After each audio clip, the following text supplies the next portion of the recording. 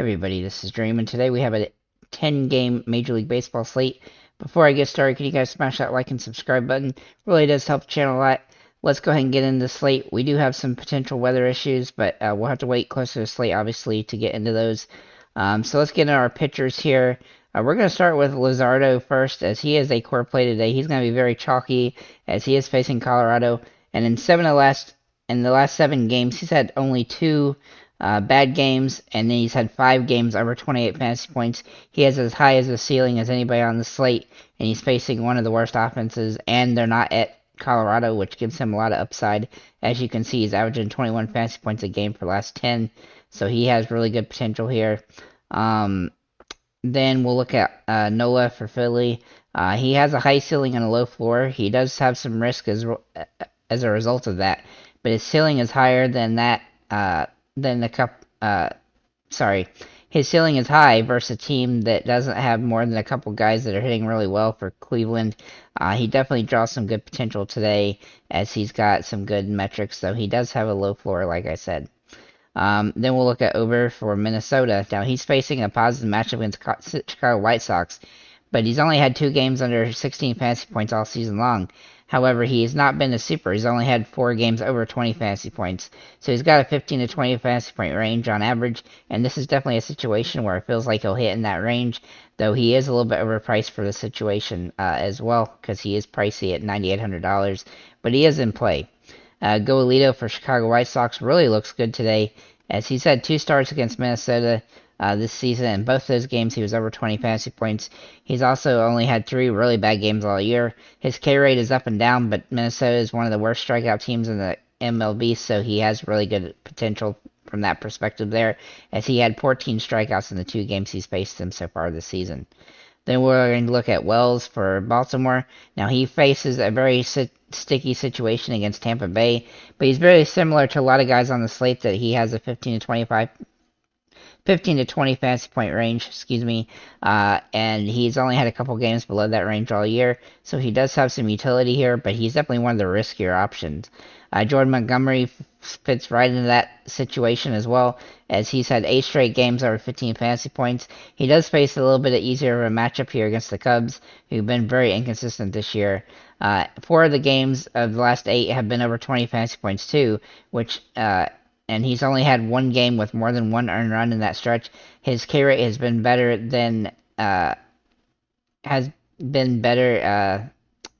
in some games, but not in all of them, though he does have 4 wins that helped get him over 20 fantasy points in 3 of those games. I do think he has some good upside here, but it is a risky situation. Moving into our catchers here, we're going to start with Will Smith for the Dodgers. Now, he's averaging over 10 fantasy points a game, and he's got good home run upside. He's also in a plus matchup here, hitting the ball very well with 4 multi-hit games last week, and he's hitting a ridiculous 381 average. Then we'll look at Perez for Kansas City, who has been in a slump, not hitting very well, but he is getting hits, and so he's had 8 hits in the last 10 games. He does have home run upside here, but he does need to hit one to really pay off. He has hit the home runs decently this year. He's just been in a slump lately, but that has helped his price drop down some, which gives him some utility here in a very nice plus matchup. Then we'll look at Ruiz for Washington. Now, I do like Washington as a stackable team today. He has a lot of hits this week, and he's averaging 9 fantasy points a game over the last 10. He also draws fantastic upside in this matchup, and he's dirt cheap, so that gives him a lot of utility. He's also got home run upside as well. I really like him a lot. I think he's very close to being a core play on the slate. You could also consider JT Realmuto and Travis d'Arnaud at this position, assuming that they start for their teams. Moving to first base here, we're going to start with Christian Walker, who is pricey, but Arizona is a very good team to stack today. He's also in a top-tier matchup and has hit the ball well in certain situations. His floor is low, as his batting average has been very inconsistent this year, but his ceiling is really off the charts today with his home run upside. Then we'll look at Nate Lowe for Texas. Now, he does draw a favorable matchup here, and he is priced pretty fairly. He has averaged over 10 fantasy points the last 10 games, as he's hitting a ridiculous 400 batting average. He has nice upside here for a good fantasy day as well, and he has home run potential, though not as much as some of the other options. He does hit, but he is hitting so well that he's hard to ignore. Then we'll look at Josh Naylor for Cleveland, as he's also hitting the ball pretty well lately with almost a 400 average. He's in a tougher matchup though than Lowe is, but he does hit the ball well, and he's hard to ignore with the super metrics despite the matchup situation that he's in against Aaron Nola. Then we'll look at Wilmer Flores for San Francisco.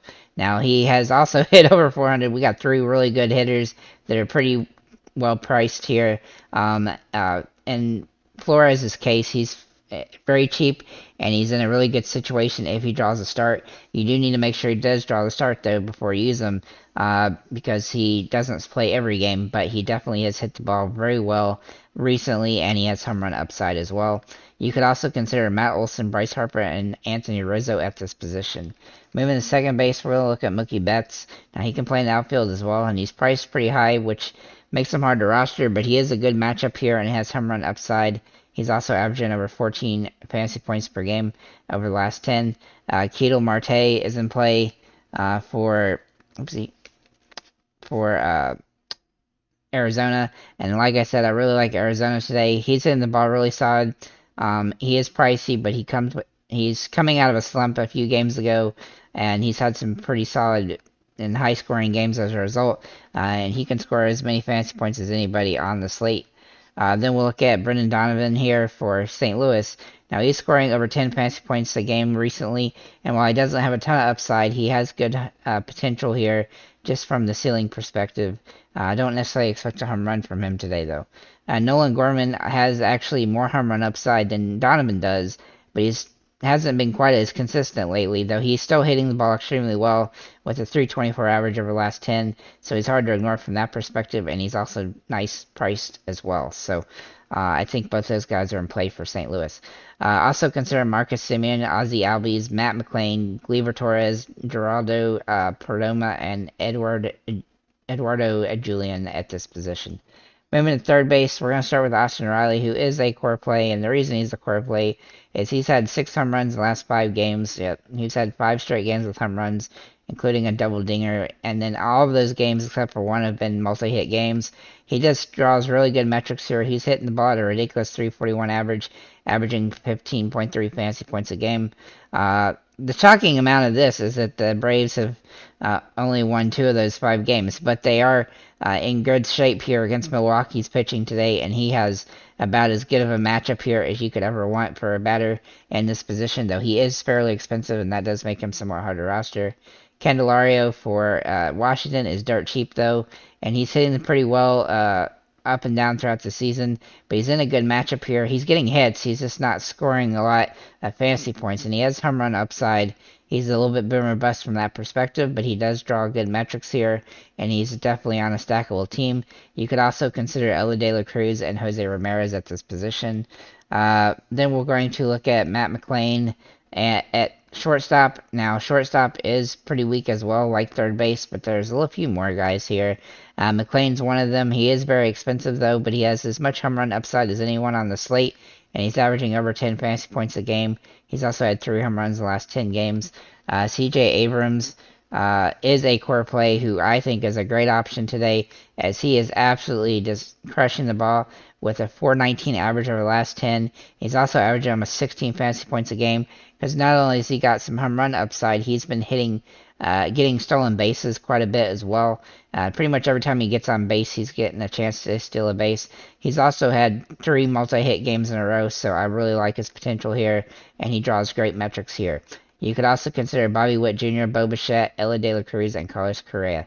Moving to outfielders, we have some big expensive guys, and Acuna, Carroll, and Mookie Betts. All 3 of these guys draw really good upside on this slate, though they are going to be somewhat hard to roster, some of them, or at least one of them, due to their prices.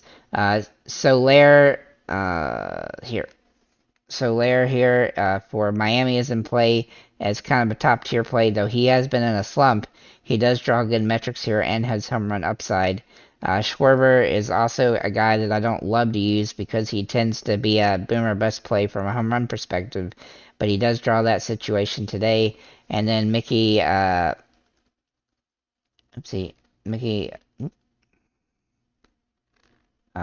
Maniac here, sorry. Oh, sorry, I don't know why I have him included because he's not playing on this particular slate. Sorry about that. We're gonna go look at uh, Jake McCarthy here for Arizona. Sorry about that, guys. I wrote down a guy that's not even playing on the slate, so apologies for that. Jake McCarthy, though, for Arizona, he's been inconsistent this season, but he's been cheap and he has really good upside in a plus matchup here. He's not a huge home run threat, but he does draw some good potential here as he's on a team that's very stackable and he's very nice and cheap and he helps you fill out that Arizona stack if you want to. Michael Harris has been a little bit inconsistent recently, but the batting average is good. He just hasn't been getting the home runs that we'd like him to get, but he does have stolen base potential. And if he can steal a stolen base and get on and some good hits in this one, he'll have some potential here. He's been getting walked a lot though. That's hurt his fantasy output a little bit. Austin Slater is also in play. He's been slumpy recently as he's only got a 182 batting average, but he does draw a home run upside today if he draws a start, and he does have some upside here in this particular situation. Alec Thomas for Arizona is in play. He's nice and cheap at $2,900, and he does have 3 home runs in the last 10 games, which is a little bit surprising. He's definitely boosted his fantasy output as a result of that, and he's also improved his hitting. So he does have some upside in this matchup, and Arizona is definitely a stackable team, and he's a different guy that you could utilize to really fill in your lineup with more expensive options. Then we'll look at Suzuki for the Cubs. Now, he's been a guy that I typically only like in certain situations, but he turns out to have really good metrics in this one, and he's averaging almost 10 fantasy points a game for the last 10. He has really good metrics and a good upside in this matchup. He definitely has solid potential here. And then last but not least, Lars Nootbaar for St. Louis. Now he has got a he doesn't have a super high ceiling, but he does have a good floor as he's hitting the ball pretty well lately. He's averaging almost 10 fantasy points a game, and he's getting hits and stuff, and has had some home runs as well. Though he doesn't have the super home run upside, he definitely has good, safe hitting potential here on the slate.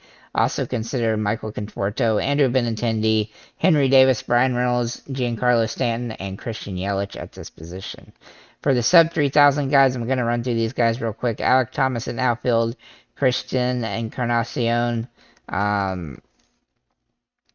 Strand for Cincinnati at first base, Alex Kirilloff for Minnesota at first base. Then we're going to look at Sal Frelick from Milwaukee at outfield, Uliski Gurriel for Miami in first base, Segura for Miami for third base, and then Dane Myers for Miami in the outfield. So overall, I do think we have a pretty decent slate here. Some guys are a little bit riskier than others, but overall, I think it's going to be a fun, high-scoring slate. And there's some decent pitchers, but the pitchers also pretty high risk, high rewards. So with that said, guys, thank you for liking, commenting, subscribing. If you have any comments or questions, feel free to leave them below. And have a nice day, guys.